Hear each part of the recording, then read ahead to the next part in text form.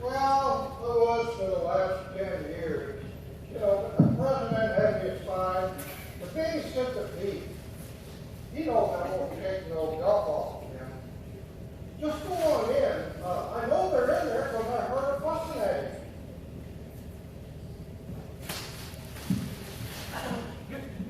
Good morning, Pat. I saw you on TV last night. You had puppies. What he means is we saw you on TV last night with your nice little dog, Mitzi, Millie, or whatever her name is, had puppies. Won't you sit down, Pat?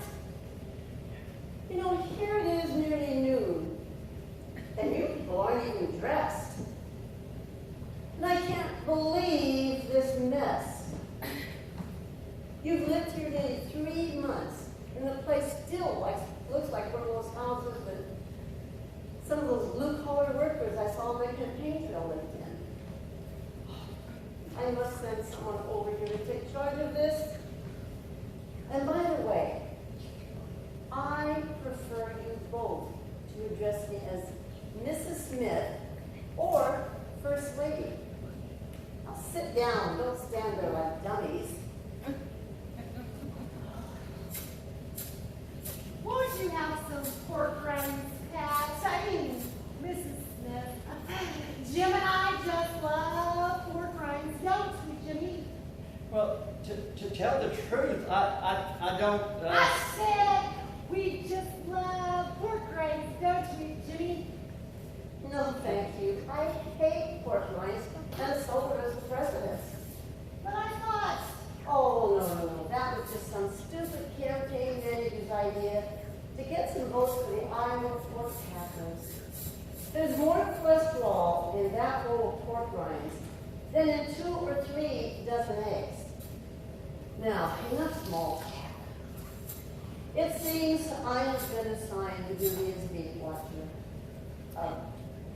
The press referred to me as being assigned Veep watcher. You know, it's just a little inside joke. Veep watcher, that's a good one. Well, the press can sure come up with some dandies. Killer, you may be excused. Well, that's okay. I ain't got nothing to do out there but sit and watch the grass grow. Nothing to do but sit and watch the grass grow. That's a good one, Killer. Killer, I mean get out. This is a private conversation. You mean you don't want me to hear? It doesn't matter. I hear everything that goes on around here anyhow. That Killer, he's really a character. Jimmy, I see you've been practicing your reading. Well, yeah, it's my new comic book. It's Little Abner in Star Wars. It's really neat. But it's a little bit hard to understand, though. Oh, I'm not surprised. You know, I'll bring you some of my grandchildren's old comic books the next time I come. Oh, good. I hope you bring me some Little Abner ones. I love those sexy pictures of Daisy Mae. You are only kidding, right? No, I'm not. That Daisy Mae really turns me on.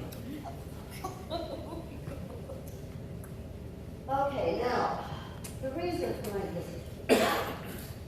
The president wants you to attend a ribbon-cutting ceremony at the new animal shelter in Springfield, Missouri on April 15th. Hooray, hooray! You see, Mommy? I told you they were sending me for the really big events. Now, I'll give my speech on... Jimmy, don't bust a nut. Sit down. I wasn't talking to you. It's Mommy, that is, Nancy, who was to cut the silly ribbon. The owner of the shelter made a sizable campaign contribution, so we have to send someone. It's not fair. It's not fair at all. Marvelous. It will give me a chance to wear Oh, my... no. I'm sorry. Never mind, I'll come by and select what you are to wear. We don't want you to appear like in public like you did at the inauguration. You look like you were dressed for Halloween. I thought it was a lovely outfit. In fact, I thought it made me look kind of like Jackie Kennedy, something she would have worn. Frankly, Nancy, you are no Jackie Kennedy. And furthermore, if you have any taste, it must be in your mouth. If there is going to be any style setting in this administration, it will be me. And don't you forget, on the few occasions that you will make public appearances, you are to dress very, very plainly. Well, I suppose I'd better get busy writing a speech for the occasion. Well, that won't be necessary. You will only say a few words. And the day before the 15th, the president's speech writer will mail you a script. And remember, you are not to ad-lib one single word. But what if the reporters ask me questions? Well, if that happens, simply do what Ronald Reagan used to do. Cup your hand behind your ear. Pretend you didn't hear the question and smile. I'll be sending my secretary with you to ward off the press. Don't I even get to go? Oh, I'm sorry, Jimmy, but you are to be kept here most of the next 4 years. But you know, that's just in case there's a big emergency. And by the way, the president says when you're playing ball with the kids in the yard, you are to stop your wolf whistles when the lady joggers go by. It isn't presidential. But I... Now, no buts about it, Jimmy. That's an order. Oh, I'll be sending my maid Ambrosia over to get this place straightened out soon. Good day. Oh, that pushy old bride. She makes me so mad I can eat nails. Well, it was sure nice of her to offer to bring you some comic books, though.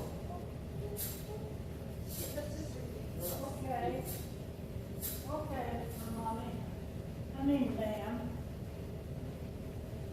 What would you like for me to fix you for lunch? Oh, I could care less. Maybe I should ask the First Lady what she wants us to eat. She wants to tell us everything else. Oh, I guess hamburger, fries, and Pepsi. Hamburgers, fries, and Pepsi. Hamburgers, fries, and Pepsi. You'd think, sooner or later, they'd want something to eat besides hamburgers, fries, and Pepsi. Hamburgers, fries, and Pepsi. Oh, if I didn't hate to cook so much, I would fire that impertinent woman. But you can't fire her, because Pat, well, that is, the First Lady hired her for us. First Lady this and First Lady that. And I am sick and tired of hearing about the First Lady.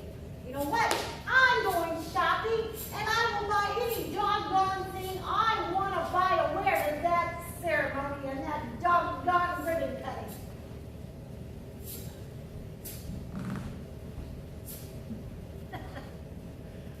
I better work on some speeches for myself. No telling when the president will send me on some important mission.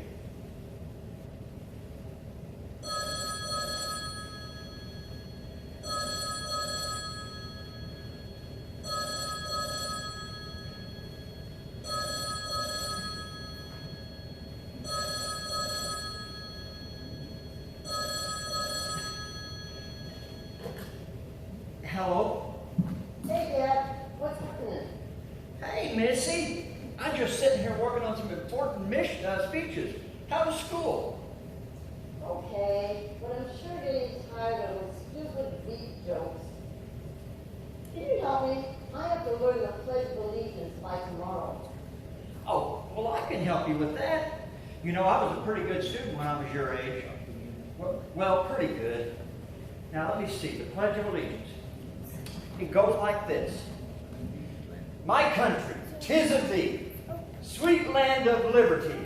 No, wait a minute. Maybe it's this.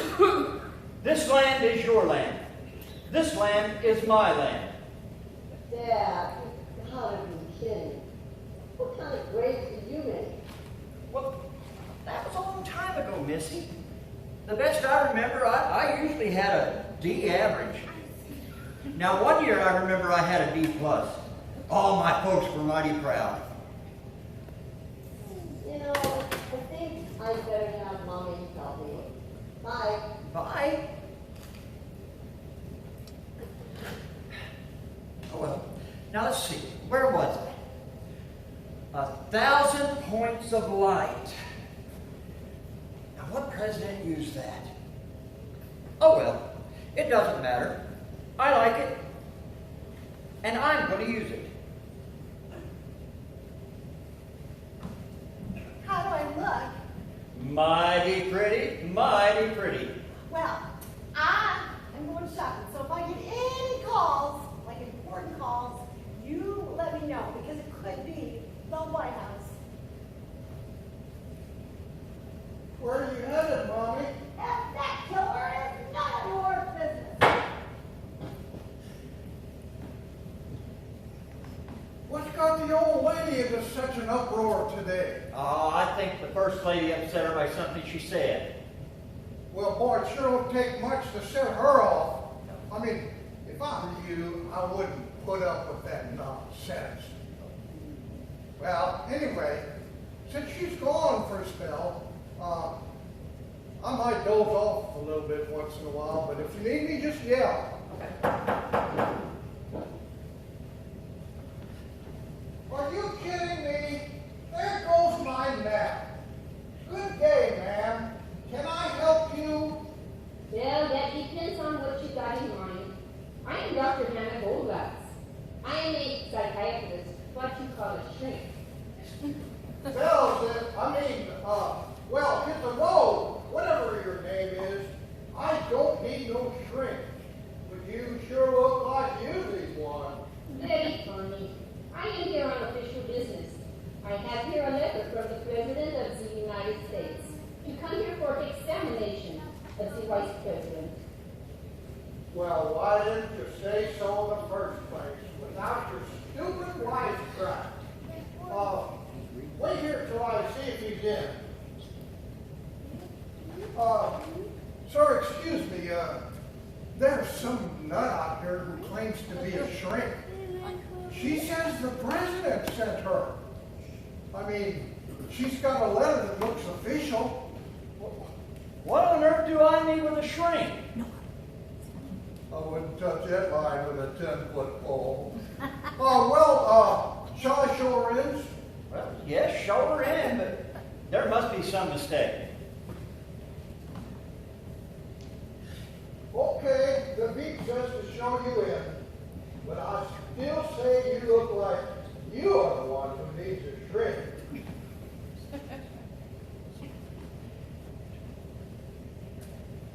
Good day, sir. I am Dr. Hannah Goldglass. I am a psychiatrist. I am shrink to the President. He is the one who ordered me to come and examine you. Really?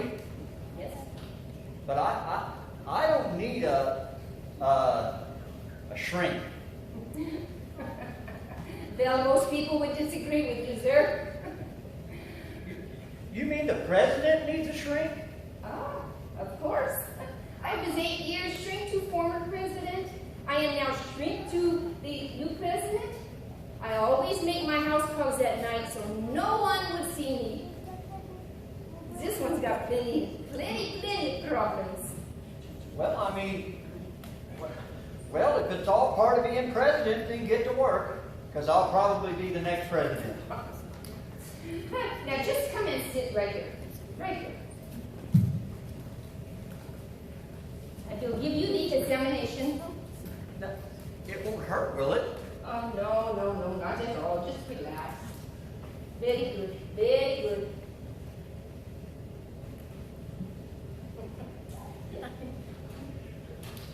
Doctor, Do you think I look like Robert Redford? Well, you got the same color hair. Please read this for me. Mary hit a bitter band. Its feet were white. No. There, you seem to be dyslexic. Here, try again. Mary had a litter ram. Yes, you are dyslexic. No, I'm mostly Scotch-Irish. Maybe a little German on my mother's side.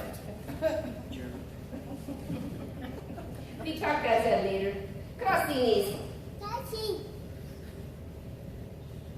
Very unusual. Very unusual. That's unusual. Cross the other knees. Oh, gee, this is fun. Listen. Oh my. Very unusual.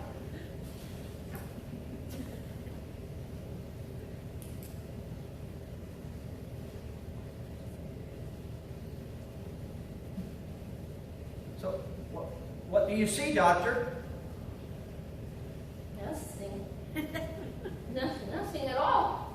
Nothing at all. Tell me, sir. Do you hear strange sounds in your sleep? Oh, yes, but it usually turns out to be someone on the toilet or Mommy talking on the telephone. I see. I tell you what. I just made out my report for the president.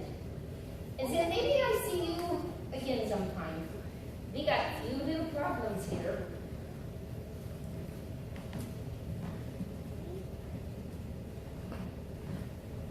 Well, that was easy. See you Yes, I around. passed with flying colors. See you around. How do I see you first?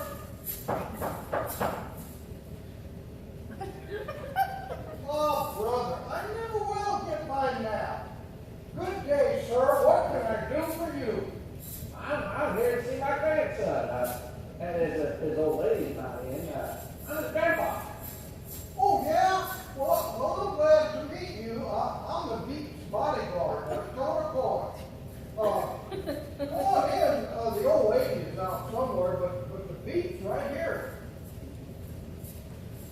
Sir, surprise! Your old grandpa is here to see you. Hi, Grandpa. Oh, good to see you. You haven't changed a bit since I saw you last. You don't say, son boy. Can you get rid of your spine? Ah, that's Killer, my bodyguard. He knows everything that goes on around here, so it's cool. Oh, I've known Killer. I've known him for years. And, sir, I'm not your grandpa. That's just my disguise to get in to interview you. Your wife refuses to let reporters in. Don Wells.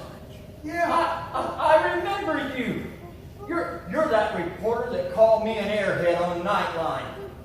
But that's not half as bad as what a lot of reporters have called me. Well, that's true. But I hope that little slip of the tongue won't stand in the way of a good interview.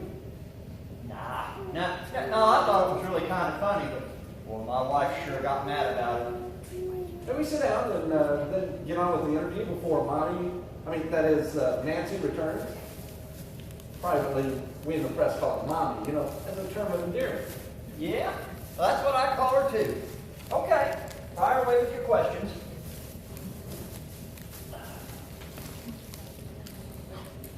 Well, the administration has kept you so well hidden. We were wondering if you were still alive, but what have you been doing with your time, sir? Oh, Killer, you better stay in guard.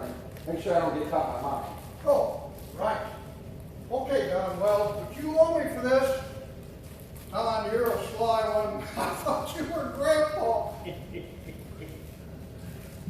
As I was saying, what do you do with your time since they keep you locked up?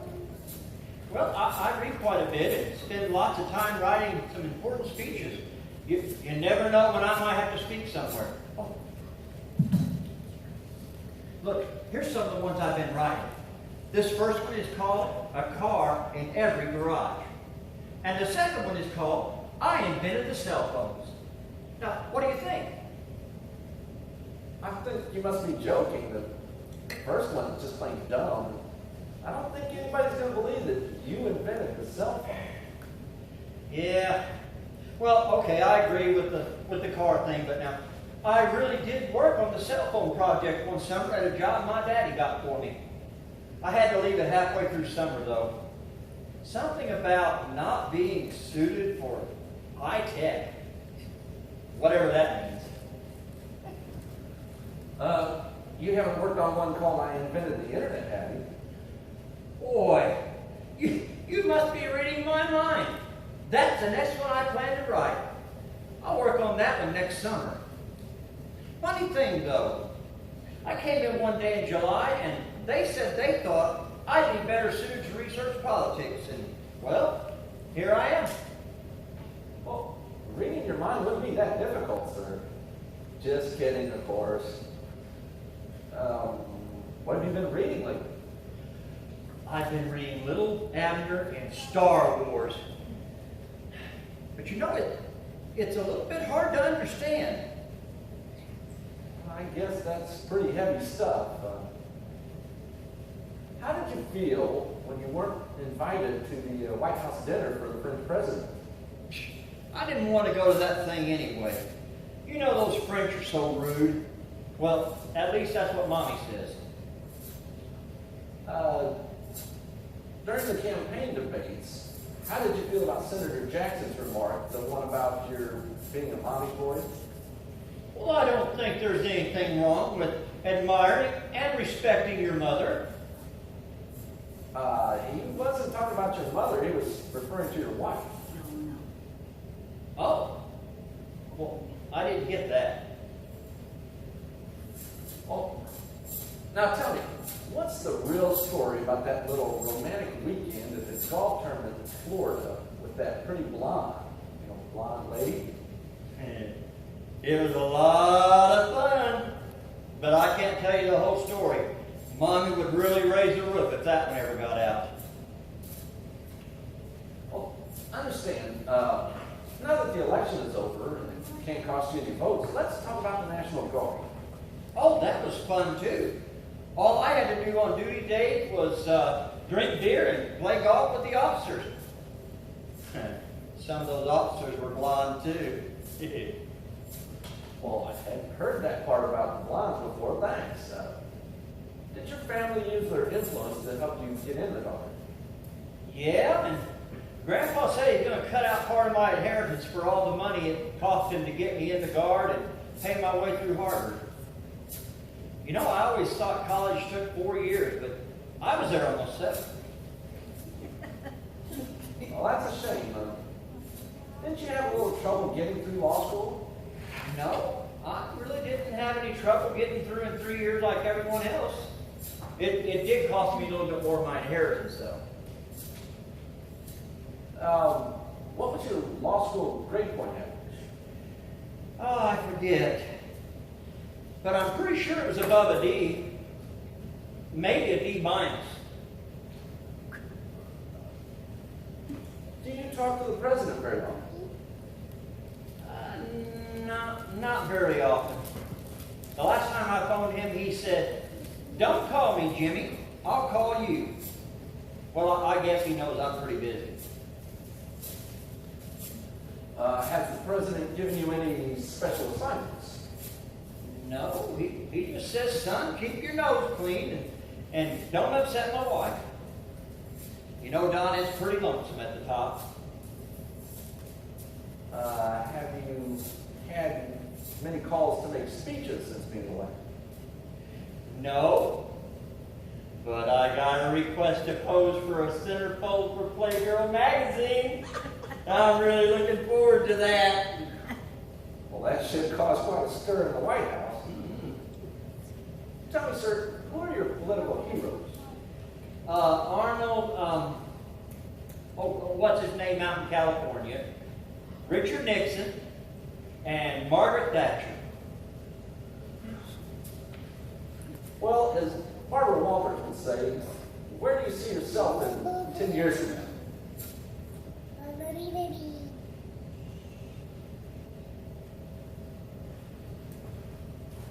I'll probably be into my second term as president. President of what? President of the United States. Oh no! Oh no! Don, hurry up! Hide! You gotta get under something, quick! Here comes trouble! Here comes Mommy!